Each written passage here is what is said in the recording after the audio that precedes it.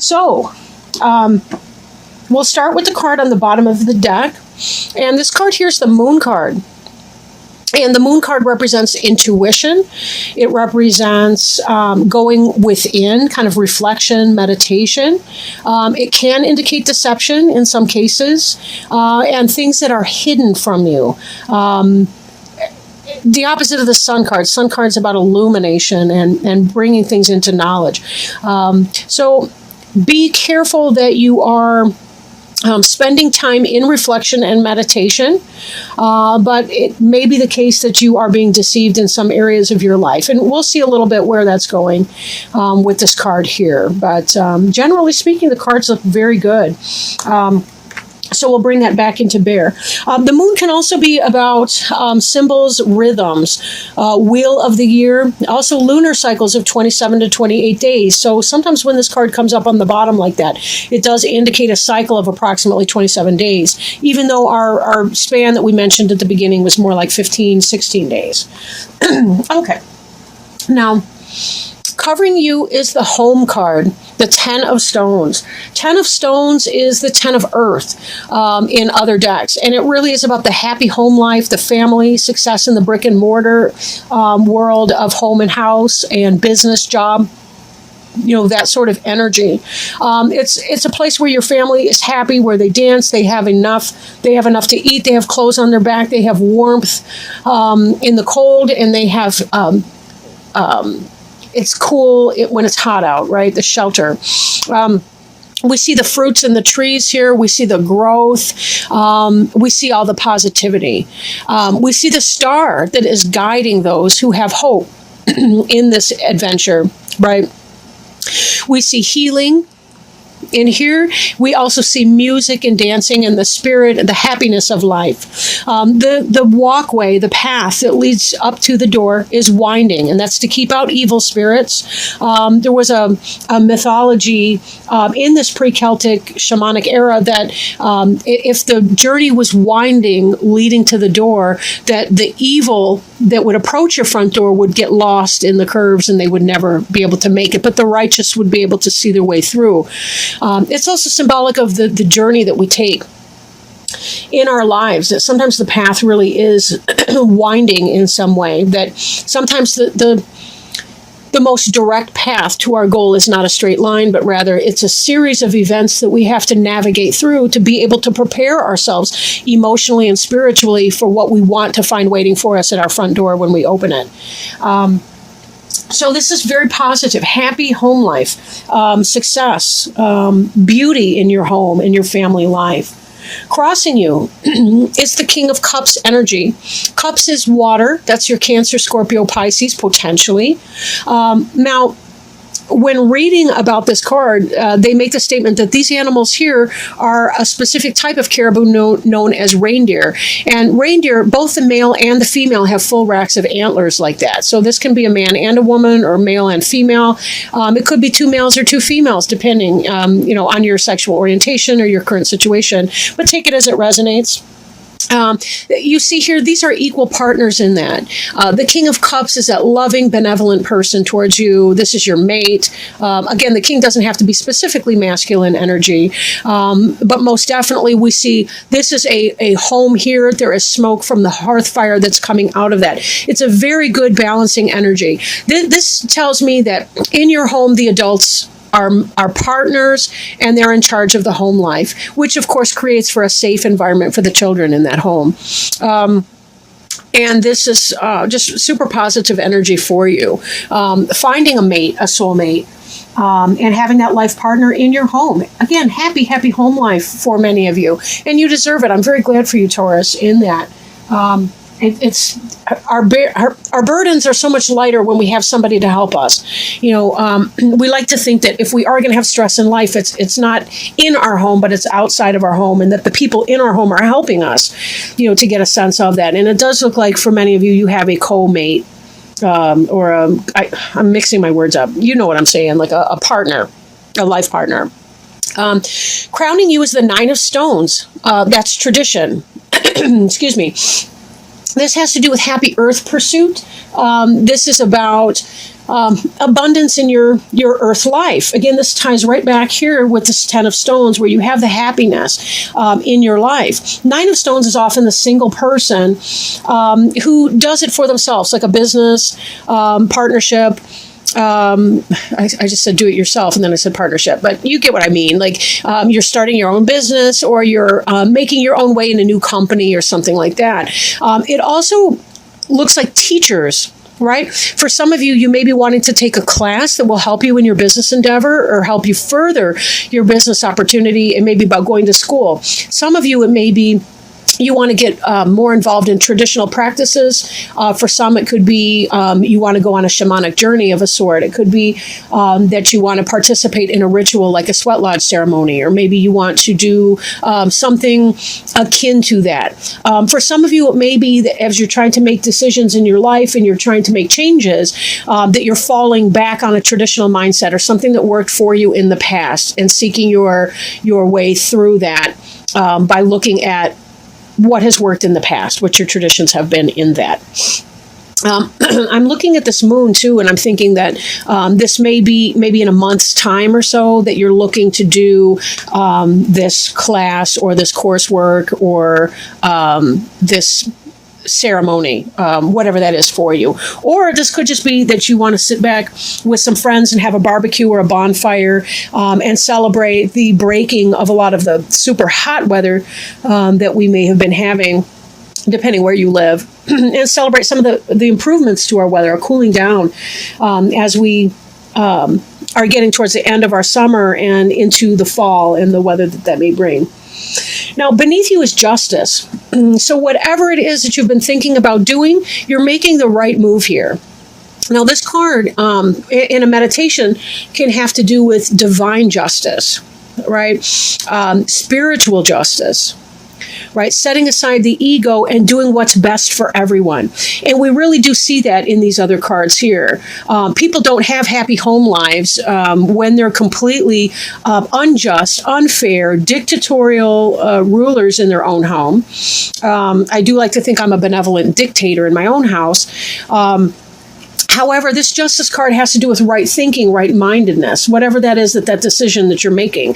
You're doing right in that decision. It may not feel like it sometimes at the time, but stepping back, becoming dispassionate about it, but also practical minded, and you'll find your way through that. You know, seeking guidance, perhaps. This could even be like a marriage or family counselor who's helping you work with a difficult situation, maybe with one of your kids. Maybe just in general, you're seeking advice or coaching in the workplace or with career moves, or the idea that you are seeking teachers or some type of schooling. Whatever it is, you're doing the right thing in that. It will propel you forward. Behind you, the Knight of Stones. This card's been coming up a lot in the last few readings. I do go in order of the zodiac. I start with whoever's got the birthday at that time, and then I sort of round the wheel of the year out as I go. But I have been seeing the Knight of Stones often. Now, again, this could be the Taurus, Virgo, or Capricorn. And depending on your age, if you identify in your life as a king or a queen type energy, and by that I mean king of the castle, queen of the castle, the adult in charge of your life, the Knight of Stones could be a younger person, maybe a child going off to college, or not a child, but, like a younger person in your life going off to college. It could be that you've begun a new business or a new pursuit, something like that that's going on for you. Could be, something like that, whatever it is. But something that you've begun that has a practical application, like, a business, a job, a relationship in the moving in together kind of sense, or whatever that is. That's in the past tense here. And you do have that happy home life again. And let's not forget that those wolves are pack animals.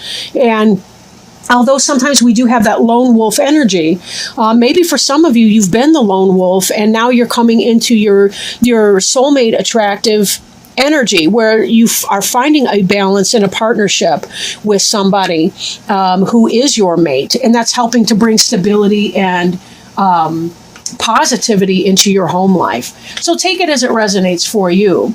Then again, for some of you, the relationship was already there, but this might be a new venture in your business life, or this could be dealing with a family member and helping them as they're dealing with challenges and issues, and having that helpmate, and dealing with the challenges and issues in your family life with a sense of fair-mindedness and justice for the best of everyone involved. The future orientation moving forward is hearth fire. This has to do with lots of passion, lots of energy. This has to do with, the word hearth and heart are related. So when you think about your heart chakra, this is a very Leo kind of card, just symbolically with the energy. So think about, or Aries or Sag for that matter. They're also very passionate fire signs. But again, this has to do with that kind of energy that's coming forward, that passion, the ability to get it done. Lots of communication coming in, lots of things going on at once, the ability and the energy to get it done and make it happen. This is really, really a good card, especially because you've got your foundation behind you of your home and with your mate. So it's kind of like having this support coming in or in your life, getting into your groove in your home life is really helping you, because with this passion coming up, that passion is helping you have the energy to get things done and make it happen. So it's good you've got that support at home to help you. And the 9 of Arrows here, dedication. Now, Arrows is about intellect, right? It's the air sign for these. This is not negative in the sense that the 9 of Arrows can be a really anxiety-ridden card. This bow here that this individual is playing is an instrument. He's playing it as a musical instrument. This has to do with a dedication to a mindset. You've made up your mind what it is that you want to do. And then when your environment card comes in, we see this transition. This could be a physical move. It could be an intellectual transition. But whatever that is in this situation here, we see the sun is setting on the past. The moon is coming up. There's some mystery. There's something on the shore here. We don't know exactly what it is that we're piloting forth. But you can bet, because you had the justice beneath you, that whatever it is, you're making the right decision here. And you're dedicating yourself to making your move. And you're certainly going to have the energy to make it happen. So that's all very positive for you. Now, hopes and fears card. We see the 5 of Wands, and it's natural for us to fear power. 5 of Wands has to do with struggle between individuals. It has to do with maybe toxic power, in a sense, right? Here we see the snake wrapped around the pole. That's a sign of healing. Here, this one, instead of rising, it's going down. So we see an imbalance that's happening here. This should be an easy... what's that shape? Hexagon? No, hexagon's 6, but it should be like a 5 shape, whatever that's called. But anyhow, this is about fearing power struggle. And I question if maybe some of you were having a power struggle with this Knight of Stones. That this was a younger pack member in your family and you were having a power struggle with that individual. Or it could have been even that you and your King of Cups were out of balance. But we see you moving into a better sense of balance with that person, finding justice in that. And don't let your fears overrun you in that, right? If you dedicate yourself to love and to peace and to harmony, but sometimes we do have to use the bow not as a musical instrument. We do have to actually use it as a weapon to defend ourselves and to set firmly down. I do mean that symbolically, of course. I don't mean actual physical violence. Although there's the intruder, the burglar kind of situation. But you get what I mean. This is about dedicating your mindset. This is what I want. This is what I don't want. Let's set down some steps. Let's make it happen. Whatever this orientation in mind or physical move is, you're doing the right thing in it. So we already know that. Power for the sake of power is abusive. Trying to control what other people think, say, or do is inappropriate.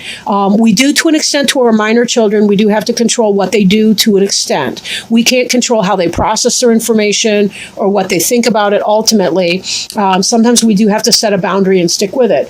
But know that you are in your right faculties here in doing all of that. Power struggles, a safe rule of power struggle would be don't say no until you have to say no. But when you say no, mean no, right? And then stick with it, whatever the consequences are for that. And that's sometimes a helpful guideline for people, right? Choose your battles wisely, and you're less likely to engage in a power struggle. And also, if you do have to set that boundary with somebody, you're allowed to say, I don't know, let me think about it. You're allowed to set an appointment and say, let's come back at 3:00 tomorrow and have this conversation, but not right now. Especially if you're in emotional space, stepping back and saying, I need to give vent to my emotions first, and then come back logically later on when I can make a good decision. And you're allowed to do that.